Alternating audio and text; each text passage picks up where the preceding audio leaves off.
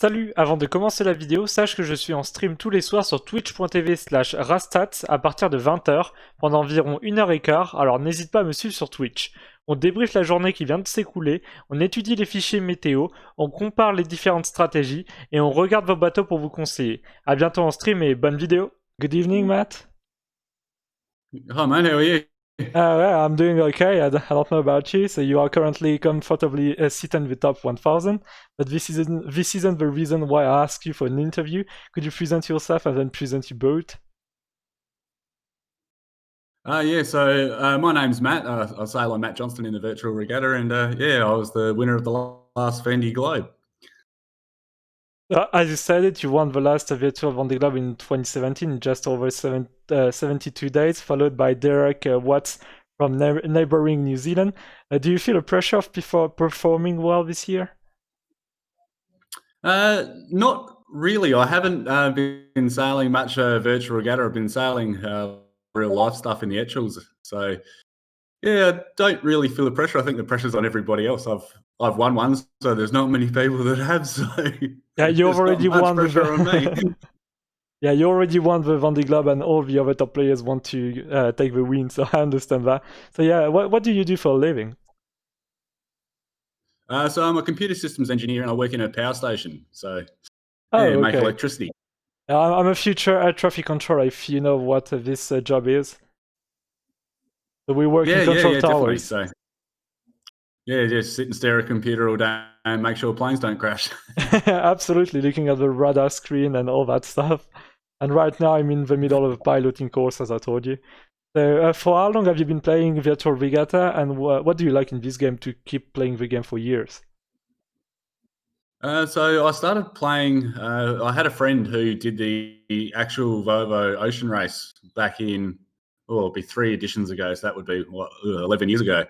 So I started doing the virtual game then, just playing without options, and then 3 years later decided to try it out with the options and have a crack at winning. And from there, just progressed through and slowly but surely became one of the better players. So learned all the tricks of the trade, and yeah, it's good fun to sail the actual courses that the players do. It makes you feel part of it, and yeah, it's a tactical battle, and a lot of, I guess, analysis of the weather and things like that go into it. So it's an easy way to go sailing when you're not sailing. And so you said that the Virtual Vendée Globe in 2016 was your first race with options. Is that correct? No? No. So the Volvo Ocean Race in would have been not the last edition, the one before, so that would be 5 years ago. So it'd be in 2015, the 2016 edition. Oh, so you started on this one, and then you were quite trained for the Vendée Globe, and you were able to take the win back then. Yeah, so I think that was my first race win. I may have won the Tour de France before that, but I mean, we could have a look at your profile if you want. I'm just having a look. So yeah, we say the Tour de France was after the Vendée Globe. I mean, maybe it's a yearly competition. Yeah. So yeah, if we have a look at your rankings, your first really good spot was third place on the Clipper in 2015-2016, and then first place on the Vendée Globe. So it was later on, because you also took the win on the Tour de France later in 2017. And since the beginning of the current Vendée Globe, you must have received tons of messages from players who asked for some tips. Were you also contacted by journalists to give advice to their readers? About routers? Yeah, so a lot of people have contacted me about the routers. So I basically just use Zizo, which is a fantastic product that Severton puts out there. So it's free to use and really helpful. Yeah, but I think to win the Vendée Globe, you don't only use Zizo. You must have a look at the weather charts or use some other softwares. Yeah, definitely. Yeah, so I guess I made my move in that race in the South Atlantic. So I was still using Zizo, but instead of just following it to where the finish line was, I actually set up my own destination and sailed to where I wanted to be in 5 days' time, and just kept moving that point up the South Atlantic towards the equator. And yeah, my option paid off, and there was a handful of boats that made it through between 2 high pressure systems and got out to the north, and off we went. Yeah, so this is how you win a race in virtual regatta. You don't have to follow the leaders. You have to take your own choices. Even sometimes you don't have to trust the router like Zizo.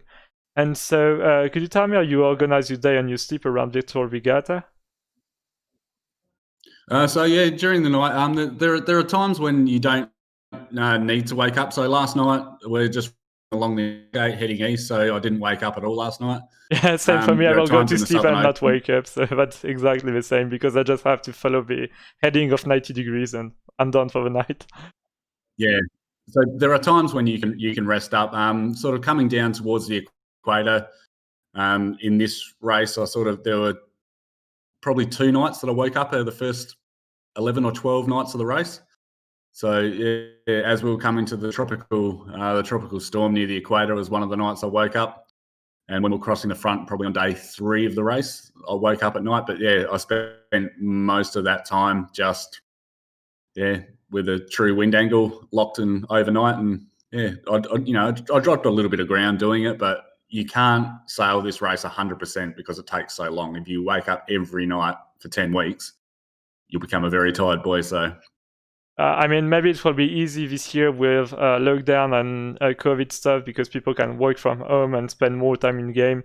And we saw the fleet being really packed right now in near Australia. Are you surprised that all the top players are this close to each other 1 month into the race? Not entirely. There's been a big fleet compression the last sort of 4 or 5 days. So, sort of heading around the Cape of Good Hope, around the bottom of South Africa and into the Southern Ocean, it always looked like this fleet compression would happen at Australia as we came back up to the top of the ice gate. So I wasn't overly concerned with my position being, in the sort of mid-thousands or 2000s. It's because there was always the opportunity to catch up, and it's. I guess it's a very, very long race. It's a really long race. Everything is all the dices are thrown in the Atlantic, because you can be the first after Cape Horn, and most of the time you don't win the Vendée Globe. We saw that with Lilian Launay or Lille in 2012 and U2. And so after the Kerguelen Island, as you said, most players in the first group came back really close to the leader. And do you think this is the start of a new race, and that the future winner could be ranked at the 10,000th place right now?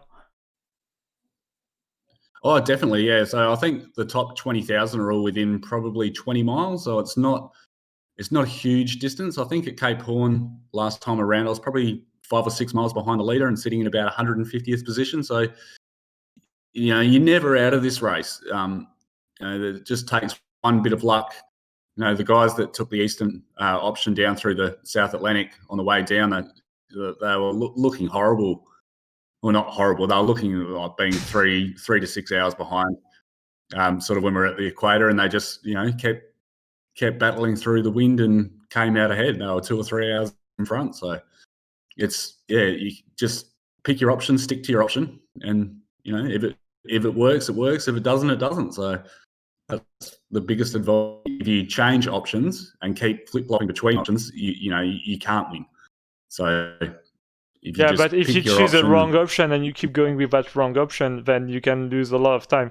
When we were in the South Atlantic, I chose a wrong option based on a router, and I realized my mistake when I saw all the other top players following the basic option, and so I decided, like 5 or 6 hours in, to switch back to the original route, and it saved me quite a lot of time. But we saw that there were a lot of different options in the South Atlantic, people going really close to the Brazilian coast, and people trying to cut through the St. Helena anticyclone. So it's really surprising that we see all these groups coming together in Australia and really close from each other. I mean, as you said, it's really the start of a new race 1 month in, and we still have 1 month and a half to sail around the world. And so we will soon be south of Adelaide. How does it feel to navigate close to home? Yeah, definitely. So I'm in my home waters now, so I lose my advantage in about 3 or 4 days' time. I sail, and then we get into the waters of Derek, so that's his time to shine. And then I guess all the European players they're racing for home, so they've probably got the advantage coming up the north. So, but yeah, it's definitely a start of a new race. So the first 20,000, 30,000 players will all come around this ice skate in the northern side and be okay. And I also did a routing on Zizo tonight, and it seems like we could maybe pass Cape Horn on Christmas Day if we keep going that fast. So that would be nice, as we did 4 years ago. I remember passing Cape Hope, no, not Cape Hope, Cape Horn, sorry, at 3 a.m. in the morning on Christmas Day. So it was a really nice Christmas present, as I could say. And then we had to go all the way back to the equator and then back to the Sable d'Olonne. And so what is your bet on the first finisher in the Sable d'Olonne? Will it be an unknown player or a top player? I think it could be anyone. You've got the guys like your mum and Luxair and Freeze and Toppin and Sideshow. There's people I'm not mentioning, Ghostbuster. There's a host of good guys who are up there. They might not be ranked in the top 10 in the world, but these guys are consistently, whenever they race, in the top group. But it could be anyone that could win it. It could be a first-time player that could win it. So it's one of those races where all you need is to be in the right spot and have a little bit of luck, and pick the right way to go. And once you get past the equator, out of the doldrums, it's sort of the rich get richer for a while. So if you have a lead there, you can build that lead and just keep building it and extend. And sometimes that's what happened with me. So I hit the equator. I was the most northern boat. I wasn't the closest to the finish, but was the most northern boat. And then just from there, it was just extend, because I was in more wind constantly. So yeah, it could be anyone. So looking at Luxair now, he's in second place. I think, and your mum's probably top 10. So they're the guys that are looking really good from the well-known players, but it could be anyone that wins. Yeah, but anyone also could do a mistake with the exclusion zone, as we saw Alberto Bona. Maybe you saw his boat. He crossed the zone this morning when we were trying to catch this flat part of the exclusion zone. And we also saw Gavi, for example. He was the leader for almost a week, and then he lost a lot of time due to this. Yeah, I think he's still in the top 5, maybe. But yeah, so he did lose a little bit. Yeah, it was quite far ahead of anyone else. Yeah, I guess, there are times where you need to be really close to this exclusion zone, and it's really easy to go into it. So there's been quite a few players. I know that Freeze has hit the ice skate as well. So the exclusion zone is one of those things that just loses you 5 minutes straight away. And so, yeah, I don't have any more questions. So are you satisfied with your race right now? Did you feel like you made a slight mistake or just a major mistake so far? I guess I chose my option from the tropical storm to head west, and I always wanted to be in the west, so I was happy with where I went. And I guess at stages of the races, there are places that I wanted to be. So I sort of wanted to be within 2 hours of the lead at Cape of Good Hope, and I think I was 2.5. And coming to Australia, I wanted to be within an hour of the lead, and I'm well within that. So it's just a matter of staying with the front group and not falling off the same weather pattern. And if you can do that to Cape Horn, then you're every chance. And in the South Atlantic, if you pick the right way to go, then the race is yours. If you don't, then it's not. So yeah, I'm happy with where I am at the moment. Yeah, I've made a few slight little mistakes. Like last night I was a little bit too far to the north, and I've lost a few places. So, but yeah, I did the same. In the first week, I was waking up every night to check the weather. And one night, I decided to go to sleep early, and I set a clock at like midnight, but I did not wake up. And I forgot to do all my route for the night. So it was during the Theta storm. So I went in a straight line to the southwest, and I was really disappointed. But I was still 1 hour far from the leader, so I did not lose much. I could have lost way more, and then I did all the slight mistakes, but I was still able to catch up, and I'm really close to you so far. I did not make it to the top 1000. I'm really close to it, but I'm looking forward to get a top place, because 4 years ago, also in the Atlantic, I went really far to the west, compared to other players, and we had this like a furtive mode where they didn't see your boat, and I used this mode to just go to the west and save some places. I just finished in the top 200. I was really, really satisfied with that. And maybe this year I will be able to do so, but there are so many good players who have countless boats. Some of them have like 2 or 3 boats. I don't know if you have maybe a second boat. No, I only play with the one boat. So yeah, I don't think I could handle playing with 2 boats. It'll be too much time. So the stealth mode, I don't think I used stealth mode last time. So I was sort of one of the unknown players. I was, would have top 50, top hundreds. I was sort of, there or thereabouts in most races. But yeah, I'd never won a race. I think too many people had bookmarked my boat. So that was probably an advantage. But yeah. I knew your username from 2016, but you changed your username ever since to change it to your real name. So I had quite a trouble to look for your boat. I saw the boat from Eligo because he didn't change his username. But that's right. We saw you at the top of the leaderboard at the Vendée Globe, and you were also in the top 100 on other races. But as you are not in the top VSR, not a lot of people might mark your boat. And I had another question, but I didn't ask you. So the player base on Virtual Regatta is mostly French. Were you able to create bonds with other Australian players, and did you meet some of them in person yet?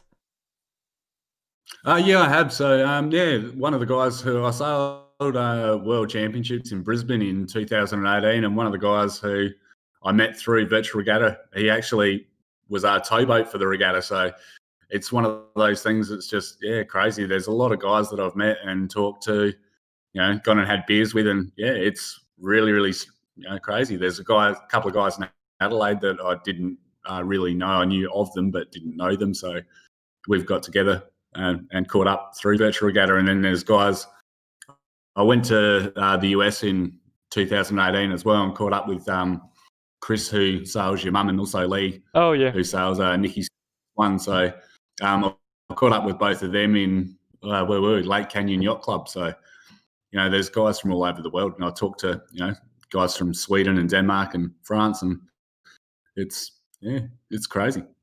Yeah, I haven't been playing that long. I've been playing like 40 races, but not most of them. On most of them, I was like just joining the race and not being serious about it, because you have to pay to have a chance to be first, of course. I didn't meet a lot of people, but I stood in the same team for about 5 years. So yeah, I made some small connections with other people. So this is a really nice game to do so. You want to exchange your tips on the game. If you are a beginner, you can ask top players to give you some tips to be better. And this is what I try to do with my daily streams on Virtual Regatta, showing people how to play this game. It's a really nice game. Oh no, I love the game. Yeah, it's fantastic. It's one of those games that it teaches you about the weather, and it teaches my girls sit there and say, "Oh, where are you now?" And it's like, "Oh, we're coming up to Australia, or Cape Horn or the Kerguelen Islands," and then we'll Google that and have a look what's on there. So it teaches my girls geography as well as weather and sailing. So it's a fantastic game, I think. And did you have any meteorological knowledge before playing Virtual Regatta, or did you discover everything on the go? So I've been sailing since I was sort of 6 or 8. So you do look at the weather. But, as far as offshore navigation goes, I was lucky enough to sail with one of the best offshore navigators in Australia while I was in the final stages of that Vendée Globe, who's Michael Coxon. Some people might know he's the head of North Sails Australia. So I learned a lot off him in that week. Just some of his knowledge is fantastic. So I guess most of my meteorological knowledge has been picked up through my real sailing rather than my virtual sailing. Okay, so thank you very much for answering my questions, Matt Jensen. I hope you will have a nice end of the race. We're only in the middle of it. Maybe you will be the first crossing through Cape Horn. We'll see. Maybe you could have a back-to-back win. Very unlikely, but I hope you will win a second time. Maybe, we never know. Unlikely, so we'll see. I mean, you could. So you only use these. Do you use other tools like Qt, VLM, or SailGrip? Have you tried any of these? No, I haven't tried any of them yet. So it's just I'm comfortable with Zizo, and sort of I use Windy a lot, which is just like a weather display. I sort of analyze that as we're moving and how the weather's developing and how it's changing. So I use that more, and then just use Zizo to get me to where I think I should be. So I do a lot of, I guess, my own analysis and where I want to be, rather than just sticking to a router and saying, take me to Cape Horn, which way do I go? Because Zizo gives you a routing really fast, but it's not really precise. I mean, you see all these little dots, but you might not want to change your heading every 10 minutes. So this is why I like to do a mix of different softwares. Because Zizo is really precise and also really fast, but you can't optimize the routing that Zizo provides you. Yeah, definitely. So I just sort of take a balance of where I want to be in 24 hours. So I don't stick to Zizo 100%. So sometimes it loses me miles like it did last night, and sometimes it works in my favour. So you take the good with the bad. It's a long race, and play snakes and ladders for the rest of the I guess 6 weeks. Yeah. About 6 weeks. 6 weeks. Yeah, we are 4 weeks in. Maybe we'll. Do you think we'll beat the record from last time, like 72 days? Do you think we'll be able to beat it? I think we're on track to go very close. It'll be close. Yeah, because as I said, we crossed Cape Horn on Christmas Day 4 years ago, and we started like 2 days later. And according to Zizo, I mean, you can't do routing for more than 20 days, but it looks like we could cross Cape Horn on the 25th or 26th, so we might be a day early, which is quite surprising because when you look at the polos of the boat is moving slower than 4 years ago. But we are really lucky with all the depressions in the Indian Ocean, and we saw like a big gap between the players near Australia, and the others were still struck near Cape of Good Hope. Yeah, I guess the ice gate's been a lot further north this year than last time, I think, from memory. So it's one of those things as well. It's just, I guess we've been lucky with the weather patterns at the moment. It's, will the road for Cape Horn? Maybe, maybe not. What will the South Atlantic look like? Will we get, there's a lot of variables that you don't know what will happen in 4 weeks' time. So we're on track, I guess, to beat it. But will you try to go for the Point Nemo challenge, maybe? I think I will.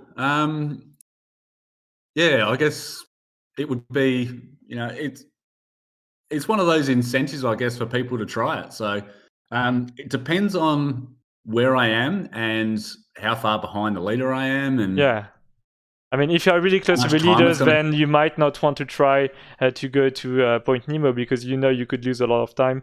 Only if you are a couple hours behind the leaders, maybe this time you could just try to get it, or just for fun. Because I advise many players who are far behind to just go for Point Nemo and to enjoy the Vendée Globe. Not only to do a good performance, but just enjoy and visit a little bit. Oh yeah, definitely. So it all depends on the weather patterns. Like if we're sailing along as we are at the moment, and ahead of a frontal weather system, I guess sailing out of that weather system, you would lose a lot of time. But if you're in between weather patterns and you've had an opportunity to get north and it costs you maybe an hour, but then the weather comes in from the west, so you might be able to gain that hour back. So it all depends on the weather systems at the time and where we're positioned. But I think it'd be fun to go and visit Point Nemo. I know I didn't do it last time, but yeah, I think it'd be fun. Was it the same challenge last time? I don't remember the Nemo Point challenge. No, there wasn't a Nemo Point challenge last time. Yeah, so this is the first time of this challenge. I remember like 8 years ago there was a 24 hours challenge where you had to travel the biggest distance in 24 hours. It was a nice challenge back then. Maybe you participated in the Vendée Globe in 2012. I don't think so. I didn't do 2012, no. Oh, okay. So yeah, you only started with 2016 and you started playing in 2013 or 2014, something like that. Yeah. If I have a look at your stats, you started in 2014, yeah. Okay, right. Thank you very much for this interview. I hope you liked my questions, and it was really nice. I'm going to translate it to French for all the people who don't understand English, of course. It's going to be difficult with the Australian accent. I'm not that used to this accent, but I'm going to try to do my best. And I hope you'll have a wonderful day and a wonderful rest of the race. Not a problem, mate. You too. Yeah, enjoy. Yeah, thank you very much. Have a nice week. Bye. All right, bye.